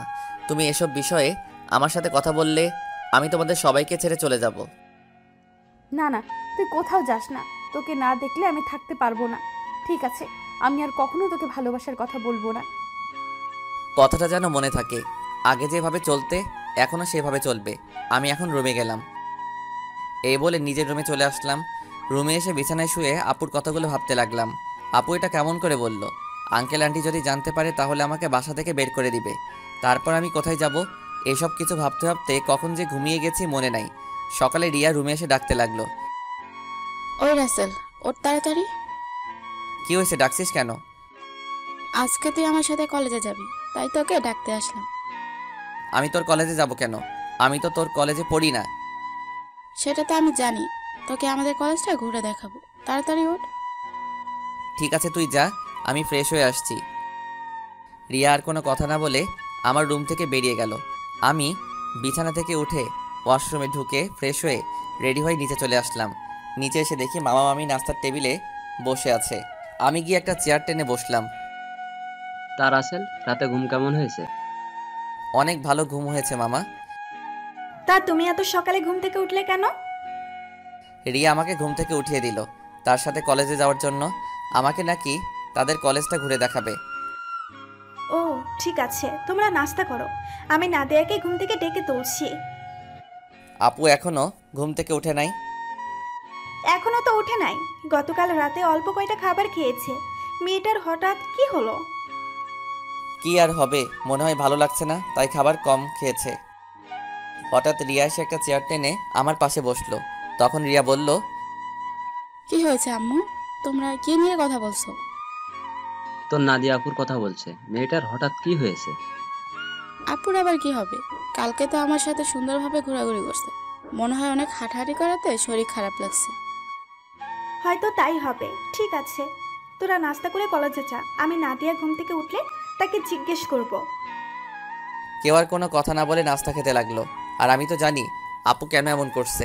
আপু যেটা চাচ্ছে সেটা কখনোই সম্ভব নয়। আমি কখনো আপুকে ওই রকম চোখে দেখি নাই। রিয়া আর আমি নাস্তা করে মামাকে বলে বাসা থেকে বেরিয়ে আসলাম। তখন রিয়া বলল, আচ্ছা রাসেল, দেখ তো আমাকে কেমন লাগছে। আমি তো এতক্ষণ রিয়ার দিকে খেয়াল করি নাই। আজকে রিয়াকে অনেক সুন্দর লাগছে। রিয়ার সৌন্দর্য ফুটে তুলছে তার ঠোঁটের পাশের তিলটাই। তখন আমি বললাম, আজকে তোকে অনেক সুন্দর লাগছে। যে কোনো ছেলে দেখলে প্রেমে পড়ে যাবে। কোনো ছেলে পড়ার দরকার নেই, তুই পড়লেই হবে। ওই বিড়বিড় করে কি বলছিস? কিছু না, একটা রিক্সা ডাক দে। বাসায় গাড়ি থাকতে রিক্সা করে কলেজে যাবি কেন? আমার মন বলছে তুই একটা রিক্সা ডাক দে। ওই একটা রিক্সা ডাক দিব কেন? আমরা তো দুইজন এখানে, একটা রিক্সায় কি করে যাব? ওই হারামি, রিক্সায় করে আমি আর তুই যেতে পারবো না? বেশি কথা না বলে রিক্সা ডাক দি। ঠিক আছে দিচ্ছি। একদিনের পরিচয় তুই আমার সাথে এইভাবে ঝগড়া করছিস? তোর সাথে তো এখনো কিছুই করিনি, তাড়াতাড়ি রিক্সা ডাক দি, এমনি দেরি হয়ে যাচ্ছে। আমি আর কোনো কথা না বলে একটা রিক্সা ডাক দিলাম। দুজনে রিক্সায় উঠলাম। তখন রিয়া বলল, আচ্ছা রাসেল, তুই কি কখনো প্রেম করেছিস কোনো মেয়ের সাথে? আমার দ্বারা এসব হবে না। আমার সাথে কোনো মেয়ে প্রেম করবে না। আমার চেহারা ভালো না। কে বলেছে তোর চেহারা খারাপ? তুই দেখতে অনেক সুন্দর। সুন্দর হলে কি হবে? আপু তো আমাকে কোনো মেয়ের সাথে প্রেম করতে দিবে না, আর আমিও মনের মতো কাউকে পাইনি। আশেপাশে তাকালেও পেতে পারিস। আমার পাশে তুই ছাড়া আর তো কেউ নেই, তাহলে পাবো কি করে? আরে পাগল, তোকে কি অন্য কারো কথা বলছি? আমাকে কি চোখে পড়ে না? কিরে চুপ করে আছিস কেন? তোর কলেজ আর কত দূর? এই তো সামনেই। তারপর দুজনে কথা বলতে বলতে রিয়ার কলেজের সামনে চলে আসলাম। আমি রিক্সা ভাড়া দিলাম। রিয়া আমাকে মানা করছে, কিন্তু তারপরেও আমি ভাড়া দিছি। দুজনে গেট দিয়ে কলেজের ভিতরে ঢুকলাম। হঠাৎ কয়েকটা মেয়ে আমাদের সামনে আসলো। তাদের একটা মেয়ে বলল, কিরে রিয়া, তোর সাথে উনি কে? আগে তো কখনো দেখিনি। আরে আমার মনে হয় কি আমাদের রিয়ার বয়ফ্রেন্ড। দেখতে কিন্তু অনেক সুন্দর। যদি রিয়ার আগে আমি দেখতাম তাহলে ওর সাথে প্রেম করতাম। ওই, তোরা কি চুপ করবি? ঋতু মিতু, তোরা জানিস ওকে? ও হচ্ছে আমার ফুফাতো ভাই রাসেল। তুই তো কখনো আমাদের তোর ফুফাতো ভাইয়ের কথা বলিস নাই। আমি যদি জানতাম আমার ফুফাতো ভাই আছে, তাহলে তো তোদের অবশ্যই বলতাম। তোরা তো আমার ফুফাতো বোন নাদিয়া আপুকে চিনিস, ওনার ছোট ভাই। ও আচ্ছা, তা ভাইয়া কেমন আছেন? আমি এতক্ষণ ওদের কথা শুনে মাথা নিচু করে রাখলাম। আর রিয়ার কথা শুনে তো আমি আরও অবাক হয়ে গেলাম। সে ওদের সত্যিটা বলে নাই। তখন আমি বললাম, প্রথম কথা হচ্ছে আমাকে ভাইয়া বলে ডাকা যাবে না। আমি তোমাদের সাথে সেম ইয়ারে পড়ি। আর আলহামদুলিল্লাহ আমি আছি। আপনারা সবাই কেমন আছেন? যেহেতু আমাদের সাথে পড়েন তাহলে আমাদের আপনি না তুই করে বলবেন। আমরাও ভালো আছি। ঠিক আছে, পরে কথা বলা যাবে, এখন চল ক্লাসে। আমি বলি কি, তোরা ক্লাসে যা, আমি বাসায় চলে যাই। আমি এখান থেকে কি করব? তুই আমাদের সাথে ক্লাসে যাবি? যদি তোদের স্যার এবং ছাত্রছাত্রী কিছু বলে? তাও কথা ঠিক। আচ্ছা, তাহলে তুই বাসায় চলে যা, দুপুর 1টার সময় আমাকে এসে নিয়ে যাস। আমি ঠিক আছে বলে কলেজ থেকে বেরিয়ে একটা রিক্সা নিয়ে বাসায় চলে আসলাম। বাসায় কলিং বেল চাপ দেওয়ার পর মামি এসে দরজা খুলে দিল। আমাকে দেখে বলল, কি ব্যাপার রাসেল, তুমি চলে আসলে কেন? আমি কলেজে থেকে কি করব, তাই চলে আসলাম। রিয়া বলেছে তাকে দুপুরে গিয়ে নিয়ে আসতে। ও ঠিক আছে, তুমি রুমে যাও, আমি তোমার জন্য উপরে কফি নিয়ে আসছি। আমি এখন কফি খাবো না। আপু কি ঘুম থেকে উঠেছে? নাস্তা করে এখন আর রুমে আছে। ঠিক আছে। আমি আপুর রুমে গেলাম বলে ভিতরে ঢুকে আপুর রুমে চলে গেলাম। আপুর রুমে এসে দেখি কার সাথে যেন মোবাইলে হেসে হেসে কথা বলছে। আমাকে দেখে ফোনটা কেটে দিল। তখন বলল, তুই আবার রুমে কেন এসেছিস? আমি তোমার রুমে আসলে সমস্যা কোথায়? আর তুমি কার সাথে কথা বলছো? সেটা কি তোকে বলতে হবে? আপু তুমি আমার সাথে এইভাবে কথা বলছো কেন? তোর সাথে আমার কথা বলতে ভালো লাগছে না। তুই আমার রুম থেকে বেরিয়ে যা। আমি আর কোনো কথা না বলে আপুর রুম থেকে বেরিয়ে আমার রুমে চলে আসলাম। বিছানায় বসে ভাবতে লাগলাম, আপুর হঠাৎ কি হলো? আমার মনে হয় তার ভালোবাসা অ্যাকসেপ্ট না করার কারণে আমার উপর রেগে আছে। আপুর এমন কথায় কেন জানি আমার অনেক খারাপ লাগছে। পরে ভাবলাম, রাগ করলে করুক, কিছুদিন পর এমনি ঠিক হয়ে যাবে। আর কিছু না ভেবে একটা ঘুম দিলাম। দুপুরের দিকে ঘুম থেকে উঠে দেখি একটা বাজার 10 মিনিট বাকি আছে। তাই কোনো রকম ফ্রেশ হয়ে মামিকে বাসা থেকে বেরিয়ে একটা রিক্সা নিয়ে রিয়ার কলেজের সামনে চলে আসলাম। কলেজের সামনে এসে দেখি রিয়া তার বান্ধবীদের সাথে বাহিরে দাঁড়িয়ে আছে। আমাকে দেখে ঋতু আর মিতুর থেকে বিদায় নিয়ে আমার সাথে রিক্সায় উঠে বসলো। তোর আসতে লেট হলো কেন? আসলে কলেজ থেকে গিয়ে ঘুমিয়ে পড়ছি। উঠতে একটু দেরি হয়ে গেছে, তাই আসতে একটু দেরি হয়েছে। ওহ। তারপর দুজনে কথা বলতে বলতে বাসায় চলে আসলাম। এবার রিয়া আমাকে রিক্সা ভাড়া দিতে দিল না, রিয়া এবার রিক্সা ভাড়া দিল। তারপর দুজনে বাসার ভিতরে ঢুকিয়ে যে যার রুমে চলে গেলাম। দেখতে দেখতে 10টা দিন চলে গেল। রিয়া আর তার বান্ধবীদের সাথে ভালো বন্ধুত্ব হয়েছে, কিন্তু আপু আমার সাথে ঠিকভাবে কথা বলে না। সব সময় কার সাথে যেন ফোনে হেসে হেসে কথা বলে। আপুর এড়িয়ে চলা আমার অনেক খারাপ লাগে। এখন কেন জানি আপু ফোনে কারোর সাথে হেসে হেসে কথা বললে আমার কেমন জানি লাগে। রাতে সবাই মিলে খাবার খেতে লাগলাম। তখন নাদিয়া আপু বলল, মামা মামি আমি কালকে ঢাকায় ফিরে যাব, আমার জরুরি কাজ আছে। তুই যাবি মানে? তাহলে রাসেল কি করবে? ও যাবে কিনা সেটা বলতে পারো। রাসেল, তুমি কি বলো? নাদিয়ার সাথে কি তুমি যাবে, নাকি তুমি আরো কিছুদিন থাকবে? না মামা মামি, আমিও আপুর সাথে কালকে চলে যাব। আমি থেকে কি করব? তাহলে ঠিক আছে। তা গাড়ি নিয়ে যাবে নাকি বাসে করে যাবে? না মামা, আমরা বাসে করে যাব। তুমি ড্রাইভারকে বলে দিও আমাদের বাস কাউন্টারে নামিয়ে দিয়ে আসতে। ঠিক আছে। হঠাৎ রিয়ার আবার কি হলো? ও খাবার না খেয়ে রুমে চলে গেল কেন? সেটা আমি বলবো কেমন করে? তুমি গিয়ে তোমার মেয়েকে জিজ্ঞেস করো। ঠিক আছে, ওর সাথে পরে কথা বলবো। এখন খাবার খাও। সবাই খাবার খেতে লাগলো। আমি খাবার খেয়ে রুমে চলে আসলাম। রুমে এসে দেখি টেবিলের উপর একটা কাগজ, লেখা আছে, রাসেল তুই একটু ছাদে আয়, আমি রিয়া, তোর সাথে কিছু কথা আছে। রিয়া হঠাৎ আমাকে ছাদে যেতে বলল কেন? আমি আর কোনো কিছু না ভেবে রুম থেকে বেরিয়ে ছাদে চলে গেলাম। ছাদে নিয়ে দেখি রিয়া ছাদের একটা কোথায় অন্যদিকে তাকিয়ে আছে। আমি রিয়ার সামনে গেলাম, তারপর রিয়াকে বললাম, বল আমাকে ছাদে আসতে বললি কেন? রিয়া আমার দিকে ঘুরে তাকালো। রিয়ার চোখ দেখি লাল হয়ে আছে, মনে হয় কান্না করছে। রিয়া বলল, রাসেল, আমি তোকে কিছু কথা বলতে চাই, প্লিজ তুই না করিস না। কি কথা আগে সেটা বল। তারপর রিয়া আমাকে যে কথা বলল সে কথা কখনো আমি রিয়ার থেকে আশা করি নাই। রিয়া এ কথা কিভাবে বলতে পারলো? রাসেল, আমি তোকে প্রথম যেদিন আমাদের বাসায় দেখি, তোর সাথে ধাক্কা খাই, সেদিন থেকে আমি তোকে ভালোবেসে ফেলেছি। আমি মনে করেছি আরও কিছুদিন পর তোকে ভালোবাসার কথা বলবো, কিন্তু যখন শুনেছি তুই কালকে ঢাকায় ফিরে যাবি, তখন আমার মনটা অনেক খারাপ হয়ে যায়। আমি আর থাকতে পারলাম না, তাই তোকে ছাদে ডেকে ভালোবাসার কথা বললাম। সত্যি রাসেল, আমি তোকে অনেক ভালোবাসি। এ কথা বলে রিয়া আমাকে জড়িয়ে ধরলো। আমি রিয়াকে বন্ধু ছাড়া অন্য কিছু ভাবি নাই, তাই ওর সাথে এত ফ্রি হয়েছি। কিন্তু রিয়া যে আমাকে ভালোবাসার কথা বলবে তা আমি কখনো ভাবিনি। আমি রিয়াকে আমার থেকে ছেড়ে বললাম, দেখ রিয়া, আমি তোকে বন্ধু ছাড়া অন্য কিছু কখনো ভাবিনি। আমি তোকে ভালোবাসতে পারবো না। তুই প্লিজ রাগ করিস না। তুই আমার থেকে অনেক ভালো ছেলে পাবি। আমাকে তুই ভুলে যা। রিয়া আমার কথা শুনে জোরে জোরে কান্না করে দিল। তারপর রিয়া বলল, তুই কেন আমাকে ভালোবাসতে পারবি না? আমি কি দেখতে খারাপ? কেন ভালোবাসতে পারবো না সেটা আমি বলতে পারবো না। আর তুই দেখতে অনেক সুন্দর। ঠিক আছে, জোর করে তো আর ভালোবাসা পাওয়া যায় না, কিন্তু আমি তোকে কখনো ভুলতে পারবো না। তোকে আমি অনেক ভালোবেসে ফেলেছি। প্লিজ তুই পাগলামি করিস না। দেখবি তুই আমার থেকে ভালো ছেলে পাবি। ঠিক আছে, আমি রুমে গেলাম। এ কথা বলে রিয়া ছাদ থেকে নেমে গেল। এই কারণে মেয়েদের সাথে বন্ধুত্ব করি না। আমি আর কিছু না ভেবে ছাদ থেকে নেমে নিজের রুমে চলে গেলাম। বিছানায় শুয়ে পড়লাম। পরের দিন সবার থেকে বিদায় নিয়ে আমি আর আপু বেরিয়ে আসলাম। রিয়া আর আমার সামনে আসে নাই। ড্রাইভার আমাদের বাস কাউন্টারে নামিয়ে দিয়ে চলে গেল। আসার সময় আপু একটা কথাও বলে নাই আমার সাথে। আপুর এত পরিবর্তনে আমার অনেক খারাপ লাগছে। আপুর দুষ্টমিগুলো কেয়ার করা সব কিছু মিস করছি। আগে ঢাকায় ফিরে যাই, তারপর আপুর সাথে কথা বলবো।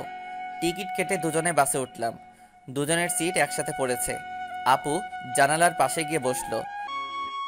দেখতে দেখতে আমরা ঢাকায় এসে পৌঁছে গেলাম। ড্রাইভার আঙ্কেল আমাদেরকে নেওয়ার জন্য গাড়ি নিয়ে অপেক্ষা করছে।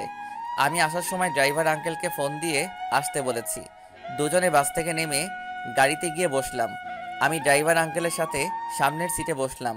আপু পিছনের সিটে গিয়ে বসলো। আপুর দিকে তাকিয়ে দেখি কার সাথে যেন মোবাইলে চ্যাটিং করছে। আমি আপুর থেকে চোখ সরিয়ে দিলাম। কিছুক্ষণ পর বাসায় চলে আসলাম। আপু গাড়ি থেকে নেমে ভিতরে চলে গেল। আমি জামা কাপড়ের ব্যাগ নিয়ে ভিতরে গেলাম।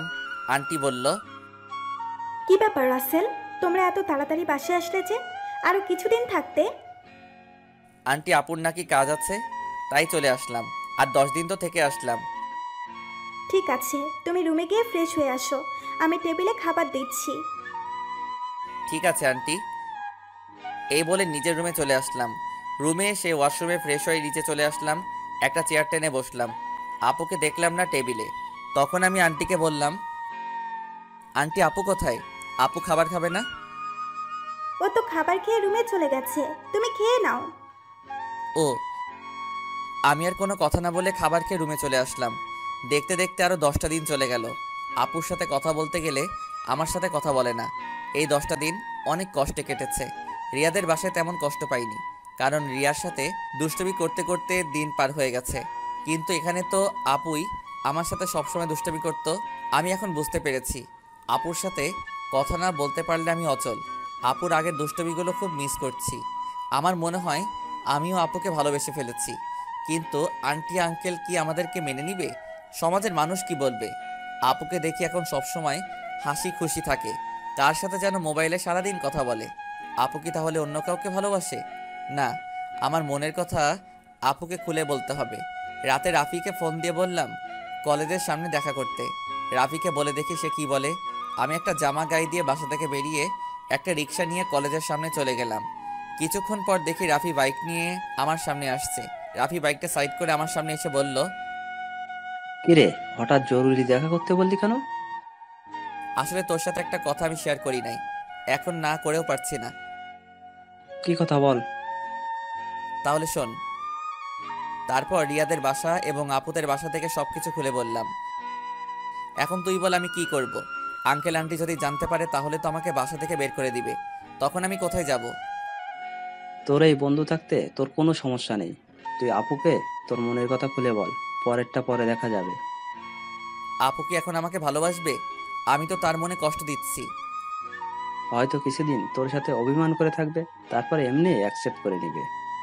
আমার মনে হয় আপু অন্য কোনো ছেলেকে ভালোবাসে।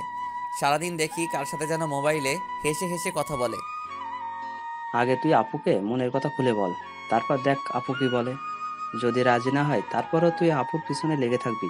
তোকে যদি সত্যি ভালোবাসে তাহলে দেখবি তোর সাথে বেশি দিন অভিমান করে থাকবে না। তুই আপুর সব অত্যাচার সহ্য করে নিবি। ঠিক আছে, আজকে আমি আপুকে মনের কথা খুলে বলবো। আমি আর থাকতে পারছি না। এই 10টা দিন আমি অনেক কষ্ট পেয়েছি। ওকে, চল তোকে বাসায় নামিয়ে দিই। ঠিক আছে চল। আমি রাফির বাইকে করে বাসায় চলে আসলাম। রাফি আমাকে নামিয়ে দিয়ে চলে গেল। বাসার ভিতরে ঢুকে দেখি একটা গাড়ি, কিন্তু গাড়িটা তো আঙ্কেলের না। তাহলে বাসায় কারা এসেছে? আমি দরজার সামনে দাঁড়িয়ে কলিং বেল চাপ দিলাম। খালা এসে দরজা খুলে দিল। আমি ভিতরে ঢুকে দেখি আপু শাড়ি পরে মেহমানদের সামনে বসে আছে। আবার একটা ছেলে দেখি তাদের সাথে আছে।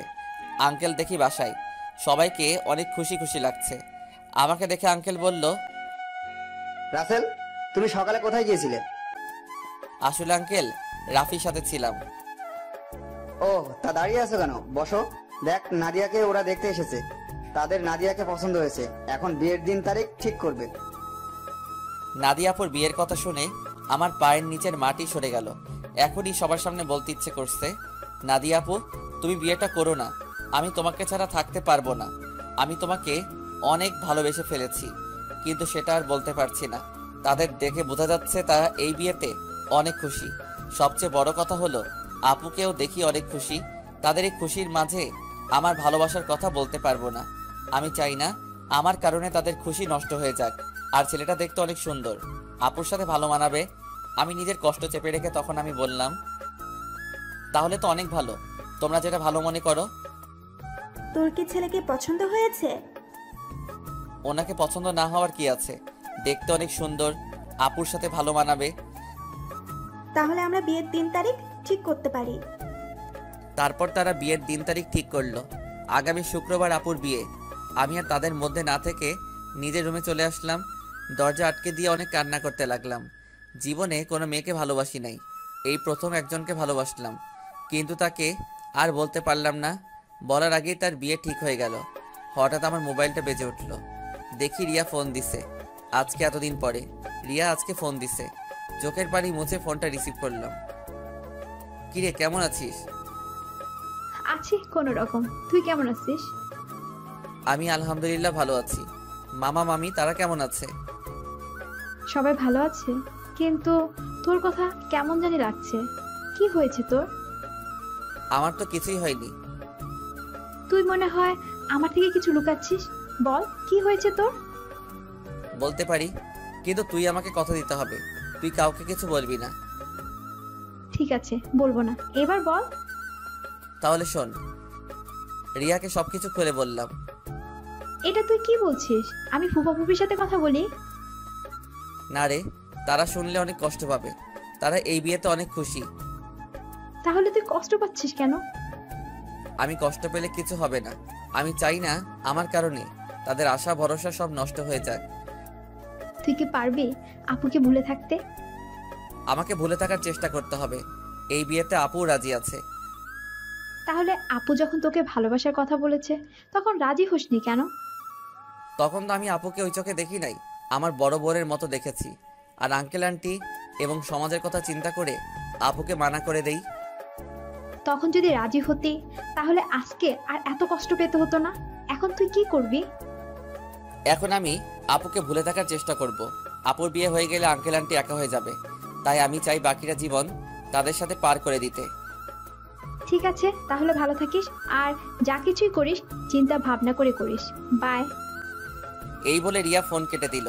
আমার চোখ দিয়ে আবার পানি পড়তে শুরু করলো। কান্না করতে করতে নিচে ঘুমিয়ে গেলাম। রাতে সবাই টেবিলে বসে খাবার খেতে লাগলাম। তখন আঙ্কেল বলল, রাসেল, আমি চাই নাদিয়ার বিয়ের সবকিছু তুমি করবে। ঠিক আছে আঙ্কেল। আরে রাসেল, তোমার চোখ দুটো লাল হয়ে আছে কেন? কি হয়েছে তোমার? আসলে আন্টি চোখে কি যেন পড়েছে, তাই লাল হয়ে গেছে। চিন্তা করবেন না, এমনি ঠিক হয়ে যাবে। আমি নাদিয়া আপুর দিকে তাকিয়ে দেখি এক মনে খাবার খেয়ে যাচ্ছে।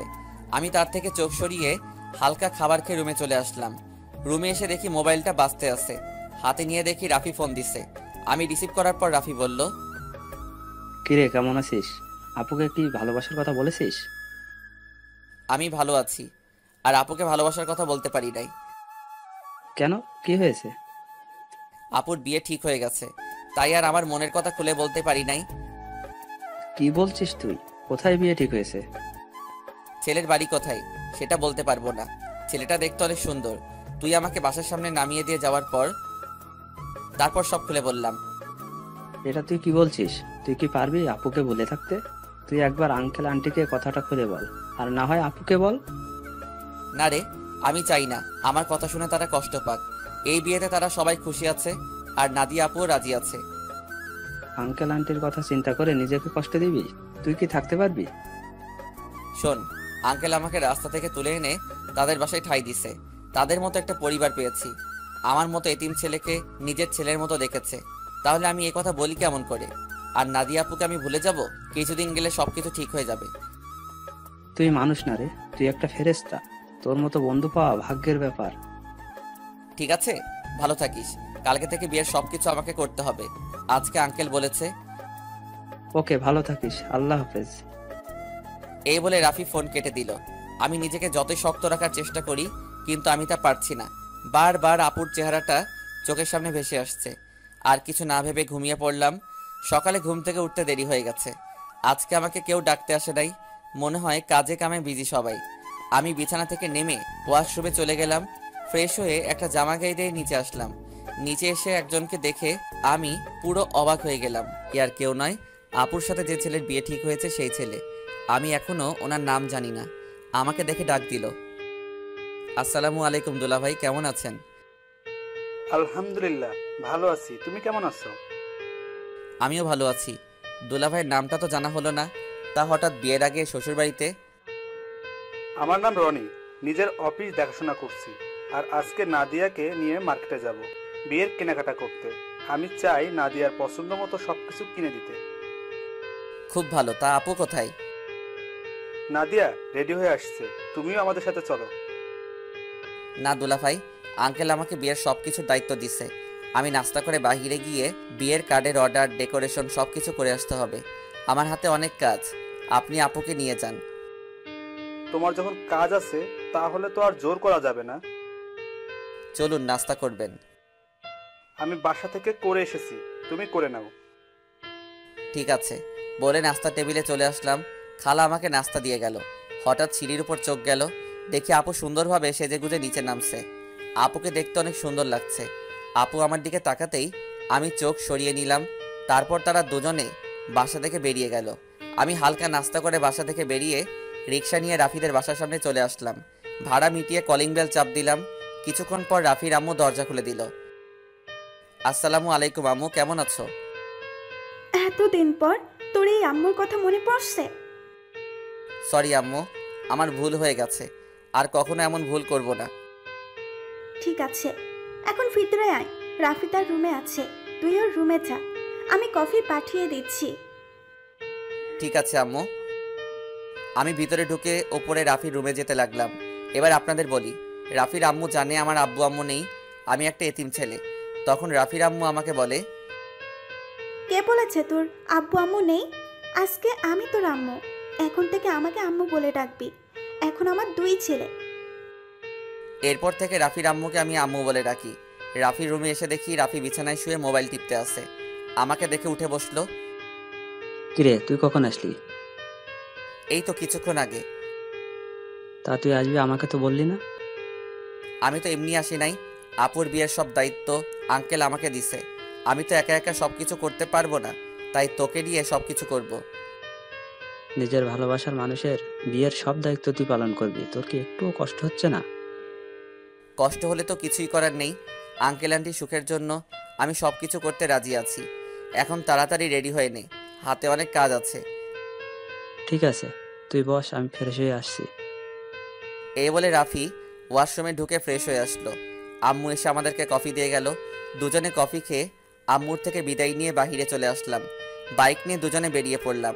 প্রথমে বিয়ের কার্ডের অর্ডার দিলাম, তারপর বাকি যে কাজ ছিল সব কিছুর কাজ ছেড়ে বাসায় চলে আসলাম। রাফি আমাকে বাসার সামনে নামিয়ে দিয়ে চলে গেল। আমি বাসার ভিতরে ঢুকে কলিং বেল চাপ দেওয়ার পর খালা এসে দরজা খুলে দিল। সব কাজ শেষ করে আসতে সন্ধ্যা হয়ে গেছে। আমি আর বাহিরে দুপুরে খাবার খেলাম। ভিতরে ঢুকে দেখে আঙ্কেল আন্টি সোফায় বসে কফি খাচ্ছে আর কথা বলছে। আমাকে দেখে আঙ্কেল ডাক দিল। আমি গিয়ে তাদের পাশে বসলাম। রাসেল, সব কাজ কি শেষ? জি আঙ্কেল, কালকে সকালে ডেকোরেশনের সব লোক মালপত্র নিয়ে চলে আসবে, আর বিয়ের কার্ড কালকে বিকালে নিয়ে আসতে বলছে। ফুলের লোক গায়ে হলুদের দিন সকালে আসবে। ঠিক আছে, তুমি এখন রুমে গিয়ে ফ্রেশ হয়ে কিছুক্ষণ রেস্ট নাও, কালকে আবার কাজে লেগে পড়তে হবে। ঠিক আছে আঙ্কেল। এই বলে নিজের রুমে চলে আসলাম। ওয়াশরুমে ঢুকে ফ্রেশ হয়ে বিছানায় শুয়ে পড়লাম। রাতে খাবার খাওয়ার জন্য খালা ডেকে গেছে, তাই বিছানা থেকে উঠে নিচে চলে আসলাম। টেবিলের সামনে গিয়ে দেখি আঙ্কেল আন্টি আর আপু বসে আছে। আমি একটা চেয়ার টেনে বসলাম। আন্টি খাবার বেড়ে দিল। আপুর দিকে তাকিয়ে দেখি এক মনে খাবার খেয়ে যাচ্ছে। আমার দিকে একটাবার তাকালো না। আমি খাবার খেয়ে নিজের রুমে চলে আসলাম। তারপর বিছানায় শুয়ে পড়লাম। পরের দিন বিকালে বিয়ের কার্ড নিয়ে আসলাম। তখন আমি আঙ্কেলকে বললাম, আঙ্কেল, বিয়ের কার্ডগুলো কি করব? তোমার বন্ধু বান্ধব কতজন আছে তাদের একটা করে দিয়ে এসো, আমি কিছু রাখছি, আর বাকিগুলো নাদিয়াকে দিয়ে দেয়। আঙ্কেল, আমার তেমন বন্ধু নেই। আমার একমাত্র বন্ধু শুধু রাফি এবং তার পরিবার। ঠিক আছে, তাদের বিয়ের কার্ড দিয়ে এসো, আমি কিছু রাখছি, বাকিগুলো নাদিয়াকে দিয়ে আয়। আঙ্কেল কিছু কার্ড রাখলো। বাকিগুলো নিয়ে আপুর রুমের সামনে গেলাম। বাহির থেকে বললাম, আপু ভিতরে আসতে পারি? আয়। আমি ভিতরে ঢুকে দেখি আপু বিছানায় বসে আছে, কিন্তু অবাক করার বিষয় হলো আপুর চোখ দুটো লাল হয়ে আছে। আমাকে দেখে বলল, কেন এসেছিস? আসলে আপু, আঙ্কেল বলেছে বিয়ের কার্ডগুলো তোমাকে দিতে, তোমার বন্ধু বান্ধবকে দেওয়ার জন্য। ঠিক আছে, রেখে যা। আমি বিছানার উপরে কার্ডগুলো রেখে যেই না রুম থেকে বেরিয়ে যাব, তখন আপু আমাকে পেছন থেকে জড়িয়ে ধরে কান্না করে দিল। আমি আপুকে আমার দিকে ঘুরিয়ে বললাম, আপু তুমি কান্না করছো কেন? তুই কি মানুষ নাকি অন্য কিছু? আপু হঠাৎ এ কথা বলল কেন? আমাকে রিয়া ফোন করে সব বলে দিছে। তুই আমাকে ভালোবাসার কথা বললি না কেন? আমি তোমাকে যেদিন বলতে যাব সেদিন দেখি তোমাকে ছেলেপক্ষ দেখতে এসেছে, তাই আর বলি নাই। তুই তো আমাকে একটাবার বলে দেখতি তোকে আমি এখনো অনেক ভালোবাসি। সেটা আর কখনো সম্ভব না। তোমার বিয়ে ঠিক হয়ে গেছে। এই বিয়েতে আঙ্কেল আন্টি অনেক খুশি। আমি চাই না তাদের মনে কষ্ট দিতে। তুই মা বাবার সুখের কথা চিন্তা করে নিজের ভালোবাসা কোরবানি দিবি? এছাড়া আমার কোনো উপায় নেই। ঠিক আছে, তুই যখন মা বাবার সুখের কথা চিন্তা করে আমাকে বিয়ে করবি না, তাহলে আমি রনিকে বিয়ে করব। কিন্তু কখনো রনিকে স্বামীর অধিকার দিব না। আমি তোকে ভালোবাসি আর সারা জীবন বেঁচে যাব। আপু তুমি এমন পাগলামি করো না। আমাকে তুমি ভুলে যাও। নিজের বাবা মার কথা একটাবার চিন্তা করো। তোমার এই বিয়েতে তারা অনেক খুশি। তুই আমার রুম থেকে বেরিয়ে যা। যে ছেলে নিজের ভালোবাসার মানুষকে অন্য ছেলের হাতে তুলে দিতে রাজি আছে, সে কখনো কাউকে ভালোবাসতে পারে না। আমি আর কোনো কথা না বলে নিজের রুমে চলে আসলাম। নিজের চোখ দিয়ে 2 ফোঁটা পানি পড়ে গেল। আপু, আমি তোমাকে অনেক ভালোবাসি। তুমি যদি আমার জায়গায় হতে তাহলে তুমি তাই করতে। আমার কিছু করার নেই। দেখতে দেখতে বিয়ের দিন চলে এসেছে। আপুর বিয়েতে সবাই এসেছে। আজকে আপুর গায়ে হলুদ। আপুকে স্টেজে আনা হয়েছে। এক এক করে সবাই আপুকে হলুদ লাগাতে লাগলো। আমি একটু দূরে দাঁড়িয়ে দাঁড়িয়ে দেখতে লাগলাম। হলুদ শাড়িতে আপুকে অনেক সুন্দর লাগছে, যেন একটা পরী সামনে বসে আছে। রিয়া আমার সামনে এসে বলল, কি রে, এখানে দাঁড়িয়ে আছিস কেন? এমনি দাঁড়িয়ে আছি। তুই কি মনে করছিস আমি কিছু বুঝি না? এখনো সময় আছে, তুই মামা মামিকে সবকিছু খুলে বল। না রে, আমি চাই না তাদের মনে কষ্ট দিতে। তোর কি কষ্ট হচ্ছে না? আমি চুপ হয়ে গেলাম। মনে মনে বললাম, আমার ভিতরটা ফেটে যাচ্ছে, কিন্তু আমি এখন কি করব? আমাকে চুপ থাকতে দেখে রিয়া আবার বলল, কি রে, কথা বলছিস না কেন? আমার ভালো লাগছে না, তুই আমাকে একটু একা থাকতে দে। রিয়া আর কোনো কথা না বলে চলে গেল। হঠাৎ আঙ্কেল আমার সামনে এসে বলল, কি ব্যাপার রাসেল, তুমি এখানে দাঁড়িয়ে আছো কেন? যাও নাদিয়াকে হলুদ লাগিয়ে দিয়ে আসো। যাচ্ছি আঙ্কেল বলে স্টেজে উঠে নাদিয়া আপুর সাথে বসলাম। আপু আমার দিকে করুণ চোখে তাকালো। আমি একটু হলুদ আপুর গালে লাগিয়ে দিলাম, তারপর মিষ্টি আপুর মুখের সামনে ধরলাম, কিন্তু আপু খাচ্ছে না, আমার দিকে তাকিয়ে আছে। তখন আন্টি বলল, কিরে নাদিয়া, রাসেল তোর মুখের সামনে মিষ্টি তুলে রাখছে, তুই খাস না কেন? আন্টির কথা শুনে আপু হালকা একটু মিষ্টি খেলো। তারপর আপু আমাকে একটু মিষ্টি খাইয়ে দিল। আমি আর বসে না থেকে ছাদে চলে গেলাম। অনেক কষ্টে আপুর সামনে চোখের পানি আটকে রেখেছি। ছাদের কিনারে দাঁড়িয়ে কান্না করতে লাগলাম। আজকে রাতটা পার হলে কালকে আপুর বিয়ে হয়ে যাবে। নিজের চোখের সামনে কিভাবে দেখবো আপুর বিয়ে? আমার চোখের পানি কোনো বাধা মানছে না, অঝোর ধারায় পানি পড়তে লাগলো। ছাদে কতক্ষণ ছিলাম বলতে পারবো না। আমার একটা জিনিস কিছুতেই মাথায় ঢুকছে না, রাফিকে আজকে গায়ে হলুদে দেখলাম না। ও কোথায়? আমাকে তো বলছে সন্ধ্যার পর চলে আসবে। আম্মু আব্বু তারা এসেছে, কিন্তু তাকে দেখলাম না। পকেট থেকে মোবাইলটা বের করে রাফিকে ফোন দিলাম, কিন্তু তার মোবাইল বন্ধ বলছে। আমি আর কিছু না ভেবেই নিচে নামতে যাব, হঠাৎ ছাদে কারো আসার শব্দ পেলাম। নিচের দিকে তাকিয়ে দেখি আপু ছাদের দিকে আসছে। আপু আমাকে দেখে হাত ধরে টেনে ছাদের কিনারে নিয়ে আসলো। তখন আপু বলল, নিজেকে এত কষ্ট দিচ্ছিস কেন রাসেল? এখনো সময় আছে, তুই আব্বু আম্মুকে সবকিছু খুলে বল। তুই যদি বলতে ভয় পাস তাহলে আমি বলি। না আপু, তুমি এই কাজ কখনো করবে না, তারা শুনলে অনেক কষ্ট পাবে। আমি চাই না তারা আমার কথা শুনে কষ্ট পাক। তুই কি পারবি আমাকে ছেড়ে থাকতে? আমাকে পারতেই হবে। রাসেল, শেষবারের মতো আমার একটা কথা রাখবি? কি কথা বলো? তুই কালকে আমার সামনে আসিস না, আমি তোকে সামনে দেখলে কবুল বলতে পারবো না। ঠিক আছে, আমি তোমার সামনে থাকবো না। আমাকে জড়িয়ে ধরে একটা কিস করবি?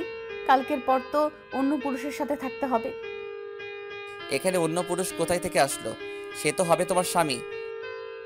কিন্তু আমি তো তাকে কখনো স্বামী হিসেবে মানবো না, আমি শুধু তোকে ভালোবাসি।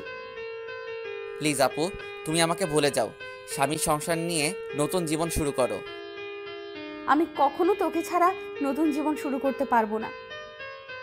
আপু, তোমাকে আমার কসম দিয়ে বলছি, তুমি আঙ্কেল আন্টির মনে কষ্ট দিও না। সব বাবা মা চায় তার মেয়ে যেন সুখী থাকে। ঠিক আছে, তুই যা বলছিস তাই হবে। এখন আমাকে শেষবারের মতো জড়িয়ে ধরে একটা কিস কর, তোর কাছে এটাই আমার শেষ চাওয়া। আপু, তোমাকে জড়িয়ে ধরতে পারবো, কিন্তু কিস করতে পারবো না। এটা একমাত্র তোমার স্বামীর অধিকার। ঠিক আছে, তাহলে জড়িয়ে ধর। আমি আপুকে জড়িয়ে ধরলাম। আপু শুধু চোখের পানি ফেলছে। আমাকে কিছুক্ষণ জড়িয়ে ধরে নিচে নেমে গেল। পরের দিন আমি কাজে বিজি থাকতে শুরু করলাম, সব কিছু ঠিকঠাক মতো দেখিয়ে দিতে লাগলাম। কিছুক্ষণ পর আম্মু আমার সামনে আসলো। কিরে রাসেল, তোকে গতকাল থেকে ঠিকভাবে দেখতে পাচ্ছি না, কোথায় কোথায় থাকিস? আসলে আম্মু, আপুর বিয়ের সব দায়িত্ব আমার হাতে, তাই কাজে কামে এদিক ওদিক দৌড়াতেছিলাম। তোর চোখ দুটো দেখে লাল হয়ে আছে, কি হয়েছে তোর?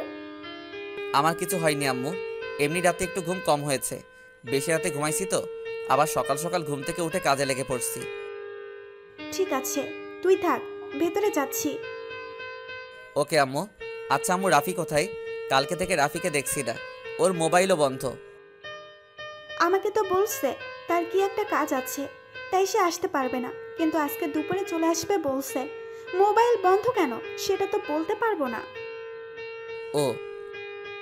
আম্মু আর কোনো কথা না বলে চলে গেল। আমি আবার কাজে লেগে পড়লাম। দেখতে দেখতে দুলা আসার সময় হয়ে গেছে। এদিকে আমার সব কিছু ঠিকঠাক মতো হয়ে গেছে। আমি রুমে এসে ফ্রেশ হয়ে একটা পাঞ্জাবি গায়ে দিয়ে রুম থেকে বেরিয়ে যেতেই হঠাৎ রিয়া আমার রুমে আসলো। কিরে, তুই হঠাৎ আমার রুমে? রাসেল, তোর অনেক কষ্ট হচ্ছে তাই না রে? আমি সব কষ্ট মাটি চাপা দিয়ে দিছি। হয়তো নাদিয়া আপু আমার কপালে ছিল না, তাই এরকম আমার সাথে হয়েছে। আমি তার জন্য দোয়া করি, সে যেন স্বামী সংসার নিয়ে সুখে থাকে। তোকে কিছু বলার ভাষা নেই আমার। তুই আসলে মানুষ না, তুই একটা ফেরেশতা। ঠিক আছে, দুলা আসার সময় হয়ে গেছে, এখন বাহিরে যেতে হবে। চল দুজনে একসাথে যাই। ঠিক আছে, চল। আমি আর রিয়া রুম থেকে বেরিয়ে গেটের সামনে গেলাম, দেখি জামাই চলে এসেছে। আমি জামাইকে দেখে অন্যদিকে চলে গেলাম। সবাই জামাইকে নিয়ে ভিতরে ঢুকলো, তারপর স্টেজে নিয়ে বসালো। কিছুক্ষণ পর নাদিয়া আপুকে নিয়ে আসলো। আজকে আপুকে লাল বেনারসিতে অনেক সুন্দর লাগছে। আপুকে জামাইয়ের সাথে বসানো হলো, তারপর চারদিকে তাকাতে লাগলো, হয়তো আমাকে খুঁজতে আছে, কিন্তু আমি লুকিয়ে লুকিয়ে তাকে দেখছি। কিছুক্ষণ পর কাজী এসে বিয়ে পড়াতে লাগলো। যখন নাদিয়া আপুকে কবুল বলতে বলল, তখন আপু চুপ করে আছে। সবাই আপুকে বলছে কবুল বলার জন্য, কিন্তু আপু বলছে না। যেই না আপু সবার জোড়াজোড়িতে কবুল বলতে যাবে, তখন হঠাৎ রাফি কোথা থেকে এসে বলল, এই বিয়ে বন্ধ করুন। কি হয়েছে রাফি, তুমি বিয়ে বন্ধ করতে বললে কেন? আপনারা যার সাথে আপুর বিয়ে দিচ্ছেন তার সম্বন্ধে ভালো করে খোঁজ খবর নিয়েছেন? কি বলতে চাও তুমি? সবাই তো বলছে ছেলে ভালো। এই ছেলে ভালো না, ও একটা মেয়েকে বিয়ে করবে বলে তার সবকিছু কেড়ে নিয়ে গেছে। তোমার কাছে কি প্রমাণ আছে যে রনি খারাপ ছেলে? আমি জানতাম আপনারা এটাই বলবেন, তাই তো ওই মেয়েটাকে সাথে করে নিয়ে এসেছি। কোথায় আপু, সামনে এসো। রাফির কথা শুনে একটা মেয়ে সবার সামনে আসলো। মেয়েটাকে দেখে রনির চোখ বড় বড় হয়ে গেল। তখন রাফি বলল, বোন, তুমি সবার কাছে সত্যিটা খুলে বলো। আমার নাম মিম। রনির আর আমার 1 বছরের রিলেশন। সে আমাকে বিয়ে করবে বলে আমার সব কিছু কেড়ে নিয়ে গেছে।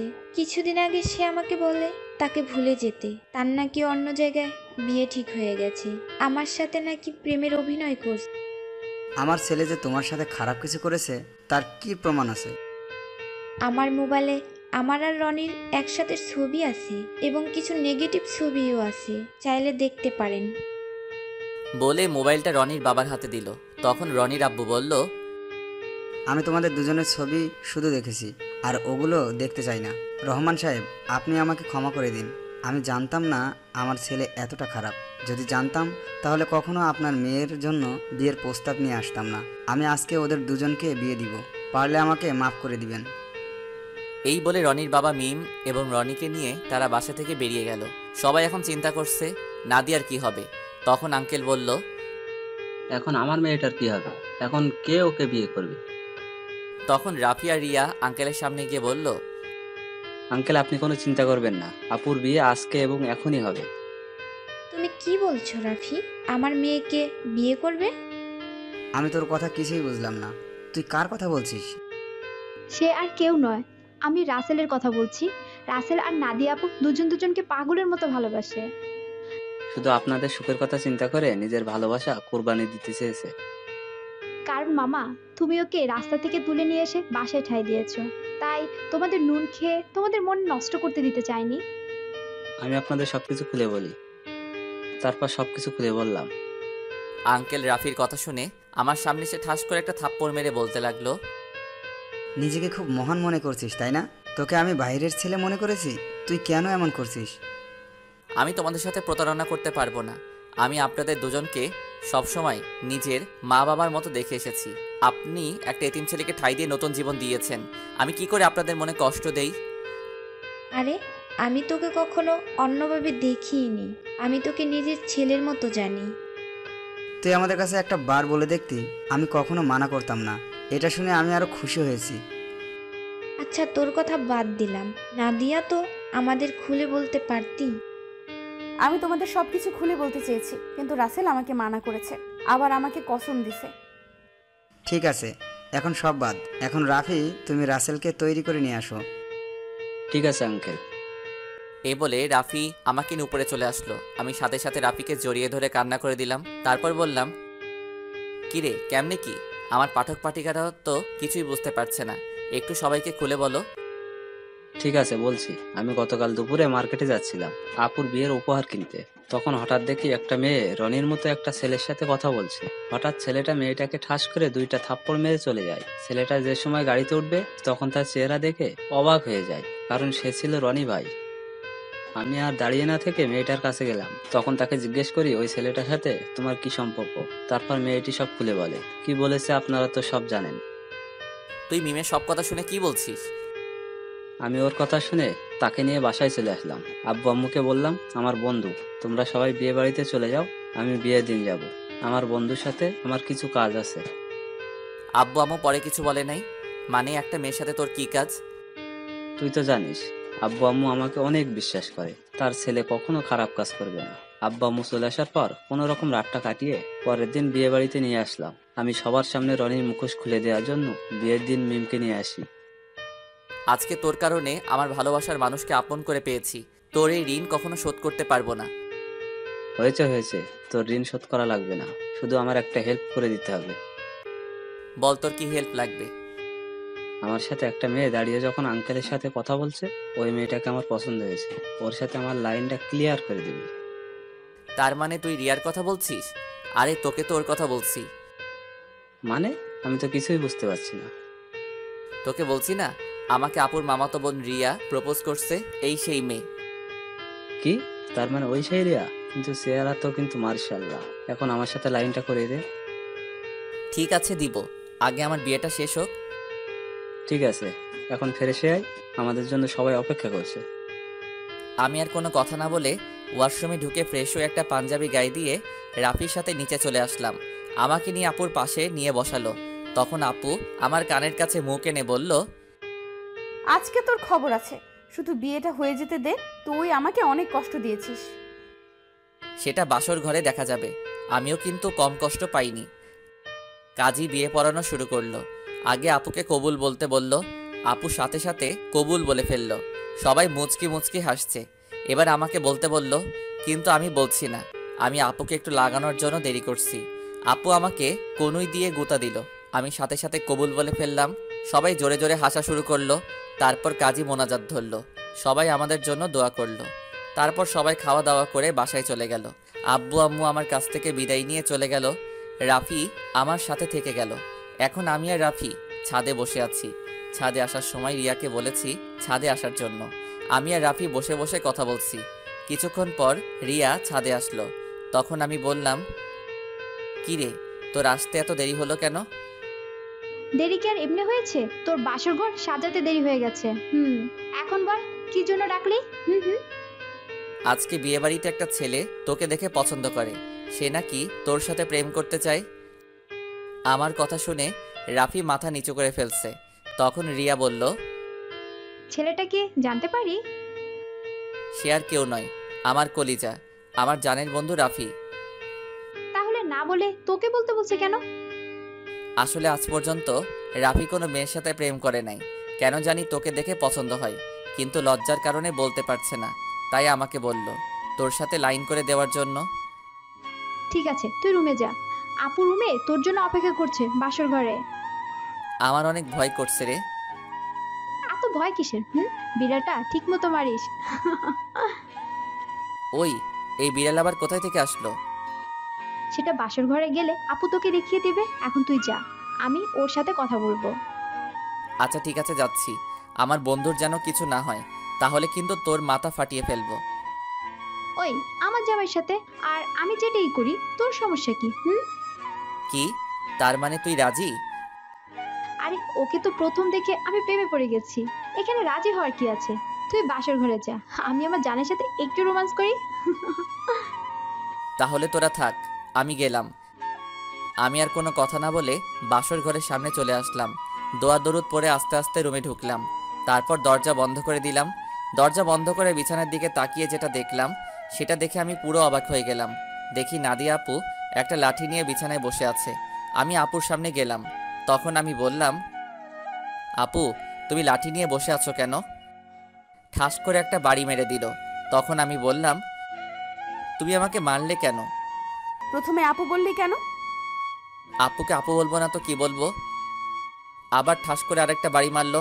তখন নাদিয়া বলল, আর একবার যদি আপু বলে ডাকিস তাহলে তোর মাথা ফাটিয়ে দেব। এখন থেকে আমার নাম এবং তুমি করে বলবি। তুমি করে তো সব সময় বলি, কিন্তু নাম ধরে কিভাবে বলবো? তুমি তো আমার থেকে বড়। কারণ এখন আমি তোর স্ত্রী, আমাকে নাম ধরে ডাকবি। ঠিক আছে, এখন থেকে নাম ধরে ডাকবো। তো এতক্ষণ কোথায় ছিলি?